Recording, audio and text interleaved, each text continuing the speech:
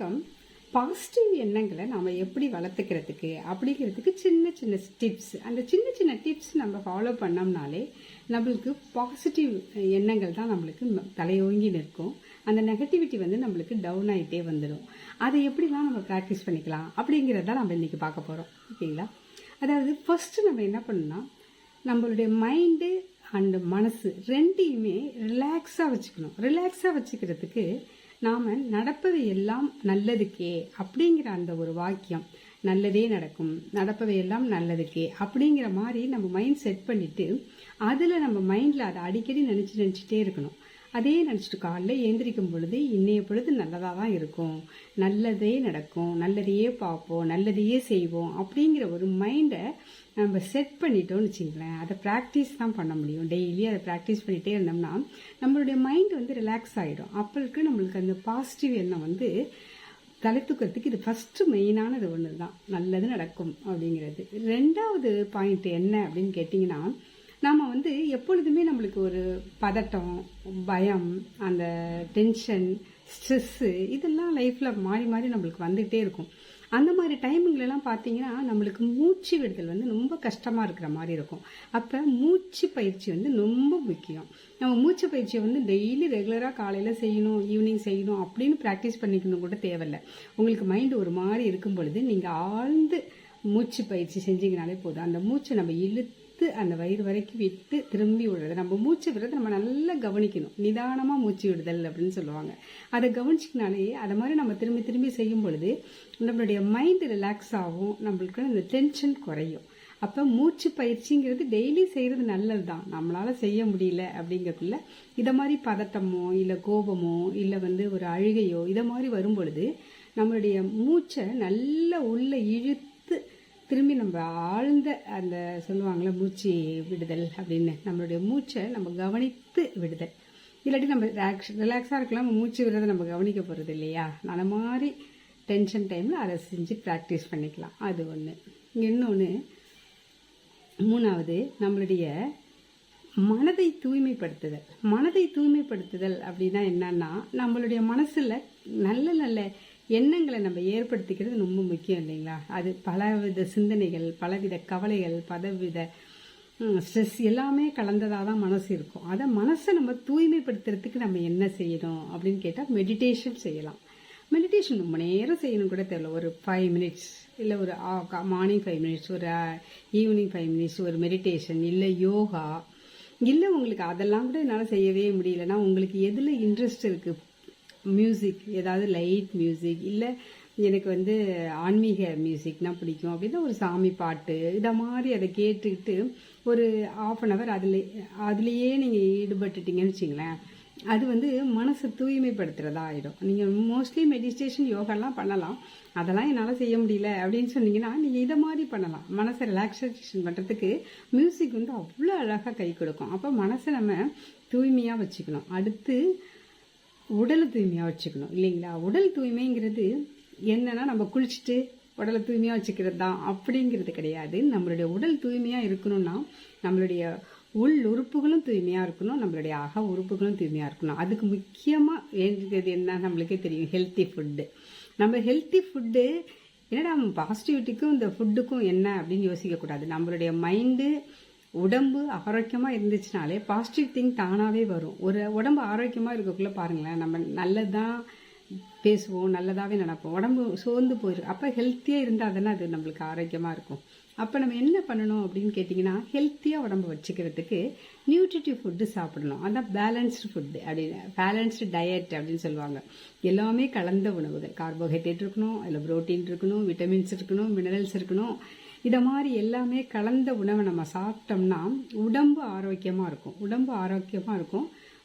உடம்பு ஆரோக்கியமாக இருந்தாலே மனசு ஆரோக்கியமாகிடும் இல்லைங்களா. நல்ல வாட்டர் குடிக்கணும், நிறைய தேவையான அளவு வாட்டர் எடுத்துக்கணும், அது ரொம்ப முக்கியம். அப்போ உடம்பு ஆரோக்கியமாக இருக்கணும்னா நியூட்ரிட்டிவ் ஃபுட்டு சாப்பிடணும். நம்ம உடம்பு ஆரோக்கியமாக இருந்தாலே ஸ்ட்ரெஸ்ஸு, அந்த ரிலாக்ஸேஷன் கிடைச்சிரும். அந்த ஸ்ட்ரெஸ் எல்லாம் இருக்காது, நம்மளுக்கு டென்ஷன் இருக்காது, இதெல்லாம் கொஞ்சம் குறையும். உடம்பு ஆரோக்கியமாக வச்சுக்கிறதுக்கு ரொம்ப ரொம்ப முக்கியம்.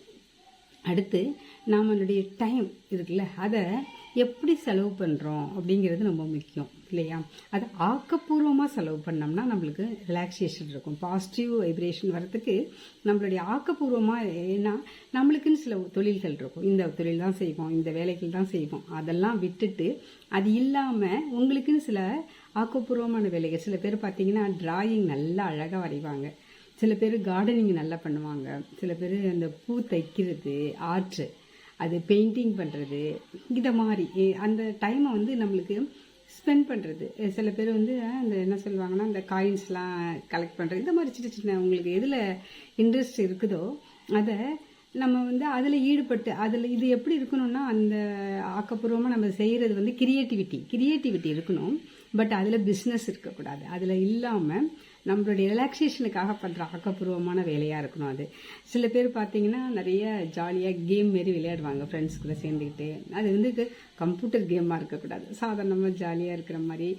தோட்டக்கலை அதுதாங்க ரொம்ப நம்மளுக்கு ரிலாக்ஸேஷன் பண்ணும். நம்மளுக்கு செடி கொடிகள் எல்லாம் போய் நம்ம அதுக்கு தண்ணி ஊற்றுறது என்ன, அதை பராமரிக்கிறது என்ன, இதெல்லாம் செஞ்சோம்னா நம்மளுக்கு ரிலாக்ஸ் ஆகிடும். நம்மளுக்கு பாசிட்டிவ் வைப்ரேஷன் தானாகவே வரும். நம்மளுக்கு அந்த செடிகள் பூத்து இருக்கிறது, அந்த மலர்கள் வந்து அப்படியே அந்த சின்னதுலேருந்து மொட்டுலேருந்து மலர்றது, இதெல்லாம் நம்ம பார்த்து நம்ம அதை என்ஜாய் பண்ணோம்னு வச்சிங்களேன். அது நம்ம செடி கொடிகள்லாம் நம்மள்கிட்ட பேசுகிற மாதிரியே இருக்கும். அதுக்கு தண்ணி ஊற்றுறது, அது வாடாமல் பார்த்துக்கிறது, அதில் காஞ்ச இலைகள் இருந்துச்சுன்னா அதெல்லாம் எடுத்து போடுறது, இதை மாதிரி நம்ம அதில் ஒரு ஸ்பெண்ட் பண்ணோம்னா அதுவே நம்மளுக்கு ஒரு பாசிட்டிவ் வைப்ரேஷனை கொடுக்கும், பாசிட்டிவிட்டியே வரும். இதெல்லாம் நெகட்டிவை அவாய்ட் பண்ணுறதுக்கு அவ்வளோ உதவியாக இருக்கும் இந்த மாதிரி எல்லாம்.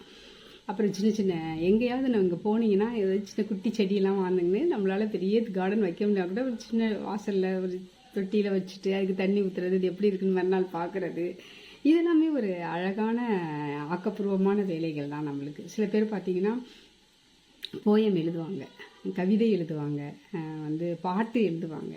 ஆனால் அதெல்லாம் வெளி உலகத்துக்கே தெரியாது. பரவாயில்ல, தெரியாதுனா உங்களுக்கு ஒரு இன்ட்ரெஸ்ட் கிடைக்குதுல்ல, அதில் அதை எழுதலாம். சில பேர் கதை சொல்லி பார்ப்பாங்க, கதை எழுதுவாங்க. இதெல்லாமே ஒரு ஆக்கப்பூர்வமான வேலை தான். நம்மளை என்கேஜாக வச்சுக்கிறதுக்கு இது ரொம்ப யூஸ்ஃபுல்லாக இருக்கும். என்கேஜாக எப்போ பார்த்தாலும் சும்மாவே இருந்தோம்னு வச்சுக்கோங்களேன், வேலை முடிச்சுட்டு நம்மளுக்கு ஸ்ட்ரெஸ் தான், பழைய நினைவுகள் வரும், நெகட்டிவ் தாட்டு வரும், அவங்க இதை சொன்னாங்க இந்த மாதிரிலாம் வரும். இந்த மாதிரி நீங்கள் ஆக்கப்பூர்வமானதில் ஈடுபடும் பொழுது இது எல்லாமே நம்மளுக்கு அடிபட்டுரும், புரியுதுங்களா.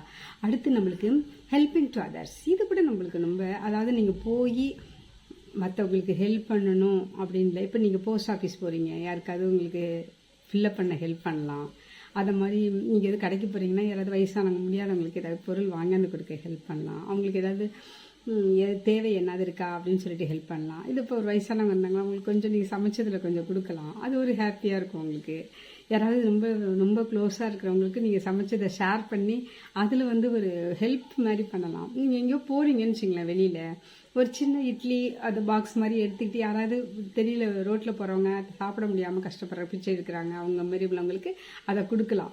இந்த மாதிரி இல்லை சில தொண்டு ஆர்வம் நிறைய இருக்குல்ல, தொண்டு ஆர்வம், அதிலெல்லாம் போய் சேர்ந்துக்கிட்டு அவங்களுக்கு ஏதாவது நம்ம ஹெல்ப் பண்ணலாம். அப்படி முடியாதவங்க இந்த சின்ன சின்ன ஹெல்ப் பண்ணுற மாதிரி இந்த மாதிரிலாம் நிறைய பண்ணலாங்க.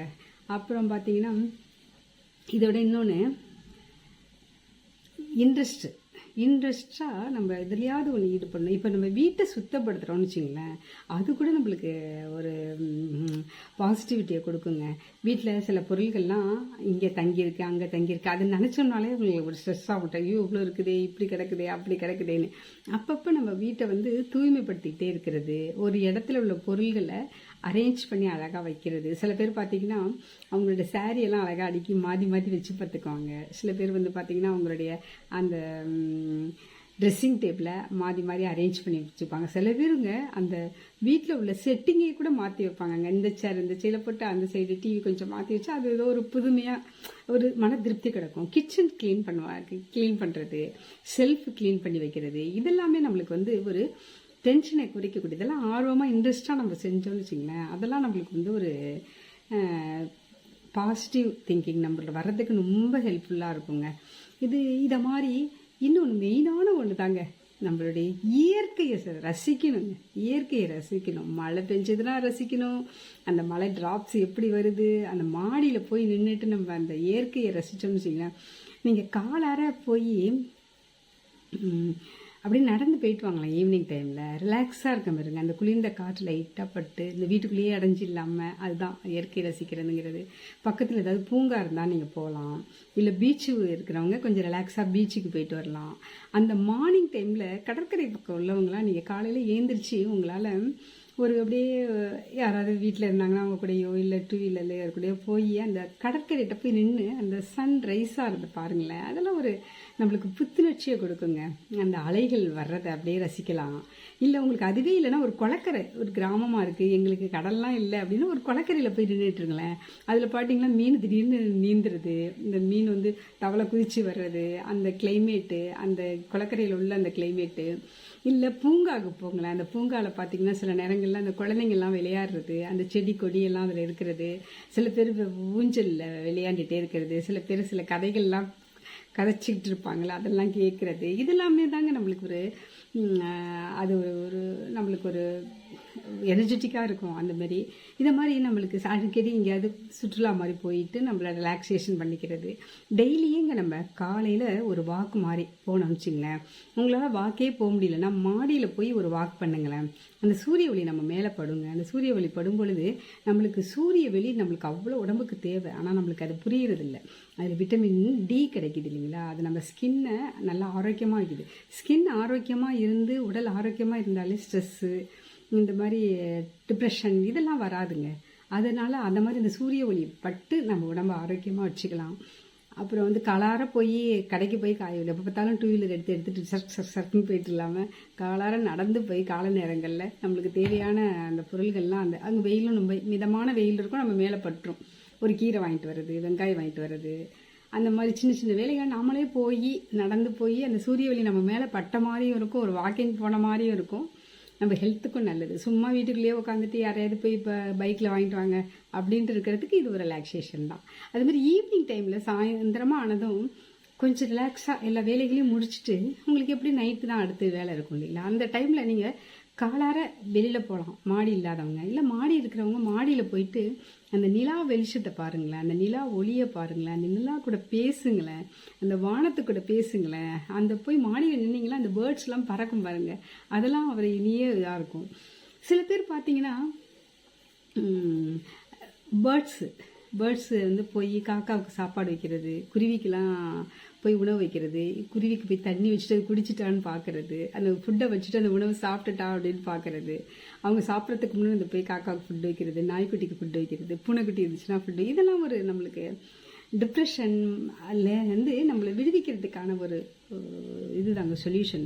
நம்ம சூரிய ஒளி நிலா ஒளி ரெண்டுமே நம்ம உடம்புல படுற மாதிரி நம்ம மனசில் படுற மாதிரி பார்த்துக்கணும். மழை காலத்தில் கூட அந்த மலை, அந்த இடியோடைய அந்த ஓசை பயமாக இருந்தாலுமே அது ஒரு இது, அந்த குளிர், அந்த மண் வாசனைன்னு சொல்கிறோம், அந்த மலைக்கு முன்னாடி வர்றது, இதை மாதிரி சின்ன சின்ன குட்டி குட்டி விஷயங்களெல்லாம் நம்ம ரசித்தோம்னாலே நம்மளுக்கு அந்த பாசிட்டிவிட்டி தானாக வருங்க. நெகட்டிவ் தாட் எப்பெல்லாம் வருதோ நீங்கள் அப்போ மூச்சு பயிற்சி செய்யுங்க. இந்த மாதிரி சின்ன சின்ன உங்களுடைய மைண்டை டைவெர்ட் பண்ணிவிட்டு இந்த மாதிரி குட்டி குட்டி குட்டியெல்லாம் இருங்க. சின்ன குழந்தைங்களை பார்த்தா அவங்களோட பேசி என்ஜாய் பண்ணுங்கள். சின்ன சின்ன உதவி செய்கிறது, இதை மாதிரி நம்ம ரிலாக்ஸேஷனாக வச்சுக்கிட்டோம்னாலே நம்மளுக்கு நெகட்டிவிட்டி காணாமல் போயிடுங்க. இதை நம்ம வாழ்க்கையில் நம்ம ப்ராக்டிஸ் பண்ண ஃபஸ்ட்டு நம்ம ஃபுல்லாக மைண்டு ஃபுல்லாக பாசிட்டிவ் திங்கிங் தான் இருக்கும். குறை சொல்கிறது இல்லாமல் மற்றவங்க மேலே பாசிட்டிவாகவே பார்க்குறது, நாமளும் பாசிட்டிவாகவே இருக்கிறது, இது எல்லாமே ஆட்டோமேட்டிக்காக தானாக வந்துடும். இந்த காணொலி வந்து உங்களுக்கு பிடிச்சிருக்குன்னு நினைக்கிறேன். நான் சொன்ன மெசேஜ் உங்களுக்கு பிடிச்சிருக்குன்னு நினைக்கிறேன். நம்ம எப்பொழுதுமே பாசிட்டிவிட்டியோட இருப்போங்க. பாசிட்டிவாக இருந்தோம்னா வாழ்க்கை நல்லாயிருக்கும். நன்றி, வணக்கம்.